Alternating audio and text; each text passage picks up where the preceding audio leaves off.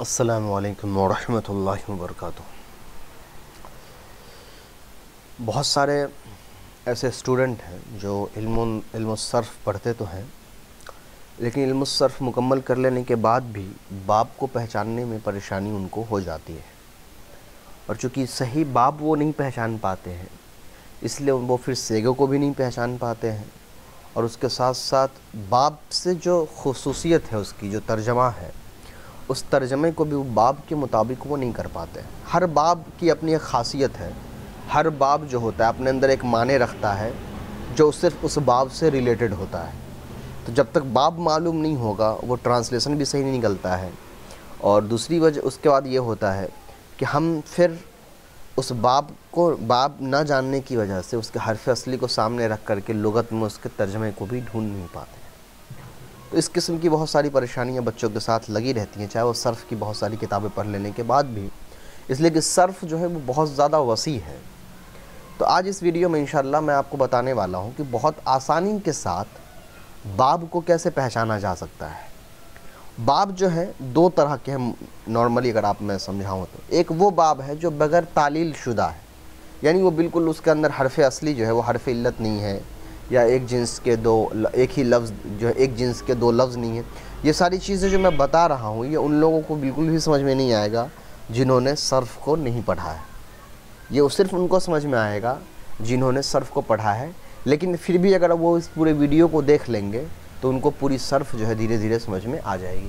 صرف کے پورے گردان تو سمجھ میں نہیں آئیں گے، باب سمجھ میں آپ کو آ جائیں گے۔ سب سے پہلے میں یہاں پر باب لکھ دیتا ہوں، پھر بتاتا ہوں کیا ہے۔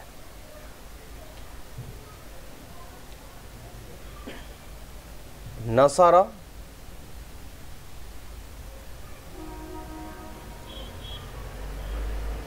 ینصر، ضرب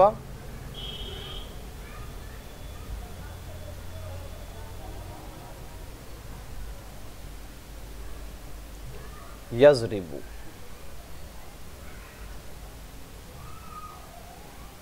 فتح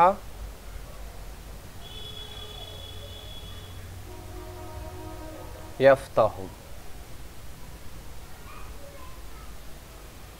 پھر ہمارا سمیع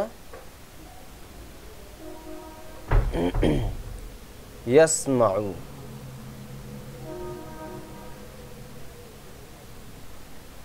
پھر قروم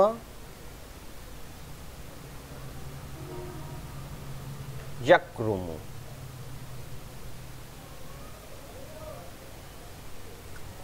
نصر، ضرب، فتح، سمیع، قروم، یہ 5 ہوئے۔ ایک اور باب ہے جو ہے حسیب یحسب،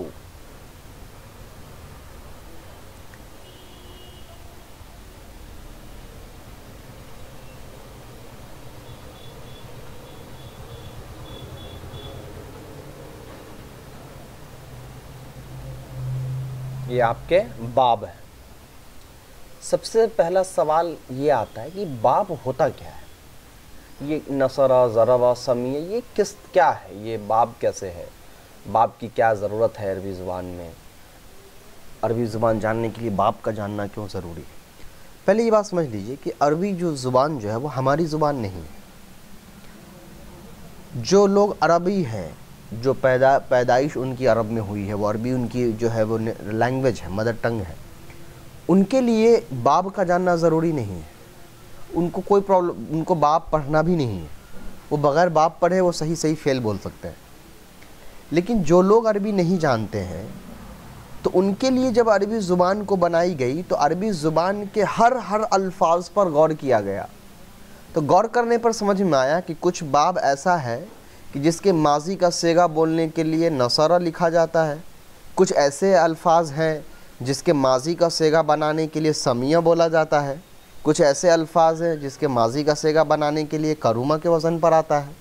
تو انہوں نے دیکھا کہ الگ ماضی کے ہی صیغے ہیں لیکن الگ الگ طریقے سے بولے جا رہے ہیں، تو عربی زبان کے بنانے والوں نے پھر الگ الگ کیٹیگری میں بانٹ دیا اسی صیغے کے مطابق کہ ماضی کس کا کیسے آتا ہے تو انہوں نے بانٹا، ایک کیٹیگری بانٹا کہ چلو بھائی جس کا ماضی اس طریقے کا آئے گا، یعنی سامیہ ٹائپ کا آئے گا کہ جس کا فا کلمے پر زبر ہوگا، میم کلمے پر زیر ہوگا اور عین کلمے پر زبر ہوگا، تو اس کو ہم کہیں گے سامیہ۔ سامیہ خود ایک فعل ہے، لیکن اب جتنے بھی ایسے الفاظ ہوں گے عربی زبان میں جس کے فا کلمے پر زبر ہوگا، میم کلمے پر زیر ہوگا، عین کلمے پر زبر ہوگا اور وہ ماضی کا واحد مذکر غائب کا صیغہ معروف میں ہوگا، تو اس کو ہم کہیں گے کہ یہ سامیہ باب سے ہے۔ اسی طریقے سے کوئی ایسا صیغہ ہوگا جو نصرہ کے وزن پر آئے گا تو ہم اس کو کہیں گے کہ یہ نصرہ باب سے ہے۔ اسی طریقے سے کرومہ کے وزن پر کوئی آئے گا تو ہم کہیں گے کہ یہ کرومہ باب سے ہے۔ تو اس سے کیا ہوگا، کیٹیگرائزیشن پتہ چل جائے گا، تو آسانی سے ہم اعراب لگا سکتے ہیں۔ جس طریقے سے سامیہ کے بارے میں اگر آپ کو پتہ چل گیا کہ سامیہ کا فا کلمے پر زبر ہوتا ہے، میم کلمے پر زیر ہوتا ہے اور عین کلمے پر زبر ہوتا ہے، تو اگر اعراب نہیں بھی لگا ہوگا اور سامیہ لکھا ہوگا تو آپ آسانی سے خود سے اعراب لگا پائیں گے، کیونکہ آپ کو رول معلوم ہے۔ تو باب اسی لیے لکھا گیا کہ الگ الگ الفاظ کو اس کے باب میں بانٹ دیا گیا تاکہ سمجھنے والے کو آسانی ہو۔ ایک تو یہ بات ہے۔ دوسری بات یہ ہے، ہر باب کی اپنی ایک خاصیت ہے۔ آپ صرف کرومہ کو لیں گے تو کرومہ کی خاصیت یہ ہے کہ اس کے اندر جتنے بھی فعل ہوتے ہیں وہ سب اچھائی برائی وغیرہ بتانے کے لیے آتے ہیں، خوبی اور برائی کا ہوتا ہے۔ فتح فعل کی یہ خوبی ہے، فتح یفتح کے اس باب کی یہ خوبی ہے کہ اس کا عام طور پر عین اور لام کلمہ حروف ہلکی ہوتا ہے۔ اس طریقے سے ہر فعل کی اپنی ایک خاصیت بھی بیان کی گئی، تو اس خاصیت کی وجہ سے بھی باب کو تقسیم کر دیا گیا۔ تو یہ تو میں نے اتنا بتایا کہ باب کیا ہوتا ہے اور کیوں ضروری ہے۔ اب ہے کہ پہچانا کیسے جائے۔ میں نے ہر ایک باب کا ماضی اور مضارع دونوں لکھا ہے، ماضی اور مضارع دونوں لکھا ہے۔ اب جو بات میں بتانے جا رہا ہوں بہت زیادہ اہم ہے، تو اس کو غور سے سمجھیے۔ نصر، ضرب، فتح، ان تینوں کا ماضی سیم ہے۔ ان تینوں کا ماضی کا جو صیغہ ہے وہ سیم ہے۔ اگر کوئی لفظ آ گیا جس کے تینوں کلمے پر زبر ہو تو آپ نہیں پہچان سکتے ہیں کہ وہ فتح سے ہوگا یا ضربہ سے ہوگا یا نصرہ سے ہوگا، اس لیے کہ یہاں ان تینوں باب کا جو ماضی کا صیغہ ہے وہ سیم ہے۔ اب یہاں پر کہا جاتا ہے ٹھیک ہے ماضی کا صیغہ دیکھ کر آپ نہیں پہچان سکتے ہیں، لیکن اگر انہی الفاظ کا مضارع لکھا ہو، جیسے میں ایک ایک کر کے دیکھتا ہوں، کچھ دیر کے لیے مان لیجئے آپ کو نہیں معلوم ہے کہ دخل کس باب سے ہے۔ اب آپ کو نہیں معلوم ہے دخل کس باب سے ہے تو آپ کنفیوز کر سکتے ہیں، غلط کر سکتے ہیں۔ کیوں؟ اس لیے کہ آپ ضربہ بھی سے بھی تو ہو سکتا ہے، نصرہ سے بھی ہو سکتا ہے، فتح سے بھی ہو سکتا ہے، تو کیسے معلوم چلے کہ دخل کس باب سے ہے؟ تو اس کا طریقہ یہ ہے کہ اگر دخل کا مضارع لکھا ہوا ہے، اگر دخل کا مضارع لکھا ہوا ہے جو ہے یدخلو، تب آپ مضارع دیکھ لیجئے ان تینوں کا، کس کا صرف نصرہ، ضرب اور فتح کا۔ کیوں؟ اس لیے کہ اسی کا ماضی سیم آتا ہے۔ تو ان تینوں کا مضارع دیکھیے کہ کیا ان کا مضارع یدخلو کے مضارع جیسا ہے؟ کس کا مضارع ہے؟ تو ضربہ کا مضارع یضرب کے پیٹرن پر ہے، فتح کا مضارع یفتح کے پیٹرن پر ہے، نصرہ کا مضارع ینصرو کے پیٹرن پر ہے۔ اس کا مطلب یہ ہوا کہ دخل جو ہے یہ ینصرو باب سے ہے، دخل یدخلو نصر ینصرو باب سے۔ لیکن یہاں کیا ہوا، ماضی سیم تھا تو ہم نے مضارع کو دیکھ کر اندازہ لگا لیا، ٹھیک ہے۔ اب اگر مضارع نہیں لکھا ہوتا، صرف دخل لکھا ہوتا، تب ہم کیسے جانتے کہ یہ کس باب سے ہے؟ تو اس کا سب سے آسان جواب تو یہی ہے، اور اس کے ایک ہی جواب ہے، وہ آپ کو یاد رکھنا پڑے گا۔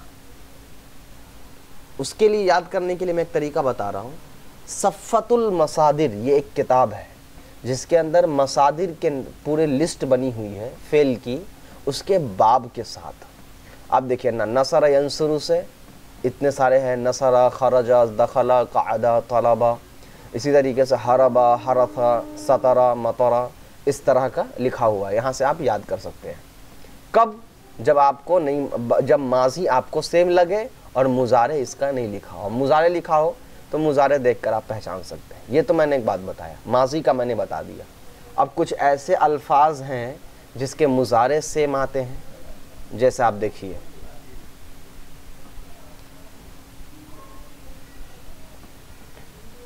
یسمع سیم ہے،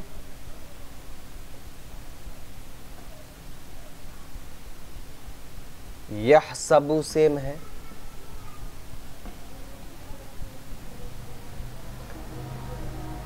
یفتح سیم ہے۔ اب اس کا مضارع سیم ہے۔ اب اگر مضارع کا صیغہ لکھا ہو تو آدمی کنفیوز کر جائے گا کہ کس باب سے ہے، کیونکہ اب تینوں کا مضارع سیم ہے۔ تو اگر اس کا ماضی لکھا ہوا ہے تو ماضی دیکھ کے پہچاننا پڑے گا۔ جیسے یہاں پر میں لکھتا ہوں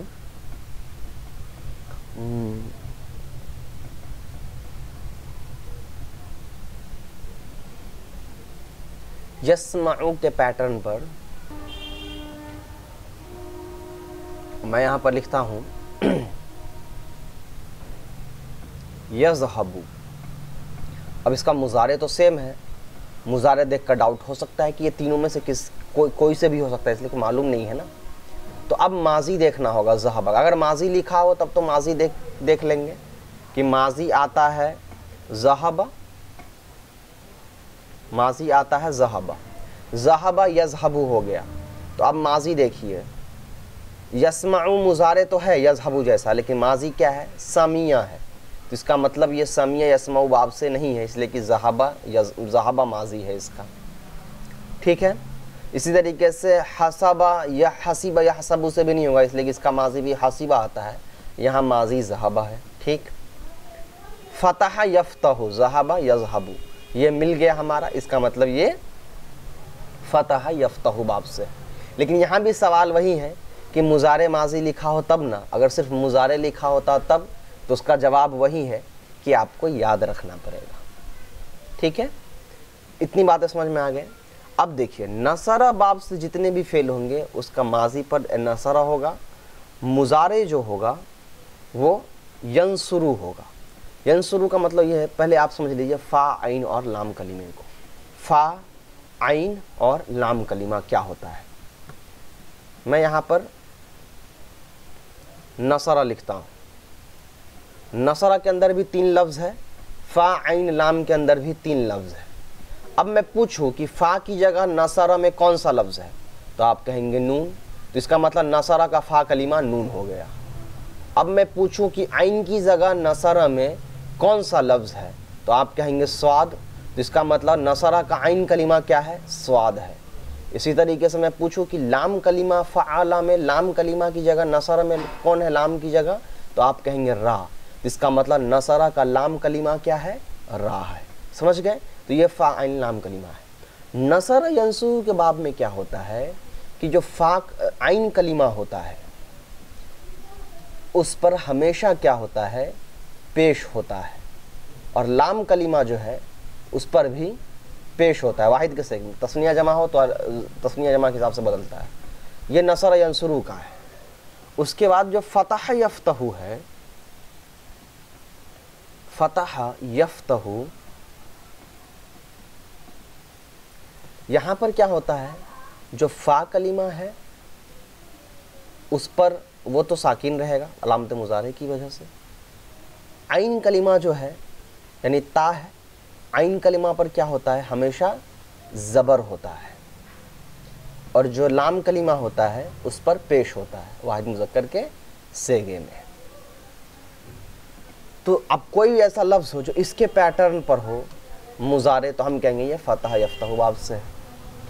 تو اس کا مطلب کیا ہوا؟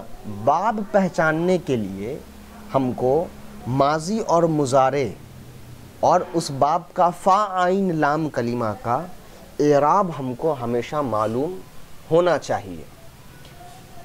اسی طریقے سے ضرب یضرب باب ہے، ضرب کا ماضی تو سیم ہے، اس لیے میں ڈائریکٹ مضارع لکھ رہا ہوں۔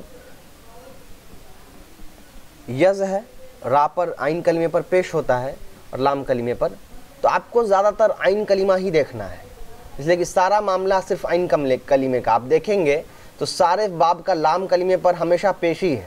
ینصرو کے بھی لام کلمے پر پیش، یفتحو کے لام کلمے پر پیش، یضربو کے لام کلمے پر پیش، یہاں بھی دیکھ لیجئے یحسبو کے لام کلمے پیش، کروما کے لام کلمے پیش، یسمعو کے لام کلمے پیش۔ تو لام کلمے پر آپ زیادہ غور نہ کریں، عین کلمہ پہلے ڈھونڈ لیں اور عین کلمے پر دیکھیں، اس لیے کہ تینوں کا عین کلمہ الگ الگ ہے۔ نصرہ کا عین کلمے پر پیش ہے، فتح کے عین کلمے پر زبر ہے، ضربہ کے عین کلمے پر زیر ہے، ٹھیک ہے؟ تو اس طریقے سے آپ باب کو پہچان سکتے ہیں۔ تو یہ تو پہلا پارٹ ہوا جس سے میں نے آپ کو بتایا کہ باب کیسے پہچاننا ہے۔ دوسرا پارٹ بھی آئے گا جس میں ثلاثی مجرد کے علاوہ اور بھی جو باب ہیں ان بابوں کے بارے میں آپ کو انشاءاللہ بتاؤں گا کہ ان کے باب کو بھی کس طریقے سے پہچانا جاتا ہے۔ یہ ثلاثی مجرد کا مطلب ہوتا ہے کہ جس کے اندر تین ہی الفاظ ہوتے ہیں، فاعل لام کلمہ، ہر اوریجنل ہوتا ہے، تو اس کا تو ہم بہت آسانی سے آپ پہچان سکتے ہیں، لیکن تین ہی ہیں۔ کیا ہوتا ہے جب 5-6 لفظ ہوں، جیسے یہاں پر میں بتاؤں آپ کو کہ اس تنصر لکھا ہوا، اب یہاں سمجھ میں نہیں آئے گا کہ یہ کس باب سے ہے، اس کا مضارع آ جائے گا یا پھر فاعل لام کلمے میں پرابلم ہوگی، تو اس کا جو اس طرح کا جو باب ہے انشاءاللہ اس کو میں نیکسٹ ویڈیو میں پھر آپ کو ایکسپلین کروں گا۔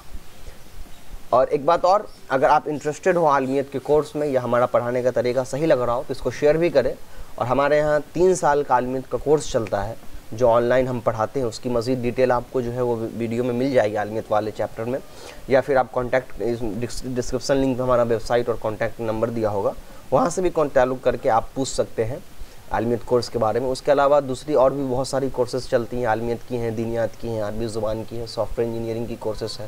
اس کے علاوہ آپ کو کورس نہیں کرنا ہے بلکہ کوئی دوسری کتاب آپ کو پڑھنی ہے تو ان کتابوں کے نام دے کر بھی اپنے ٹیچر سے کانٹیکٹ کر سکتے ہیں۔ آپ کو جو ہمارے طرف سے ٹیچر ہم انسٹیٹیوٹ کی طرف سے وہ کتابیں آپ کو صرف پڑھا دی جائے گی۔ السلام علیکم ورحمۃ اللہ وبرکاتہ۔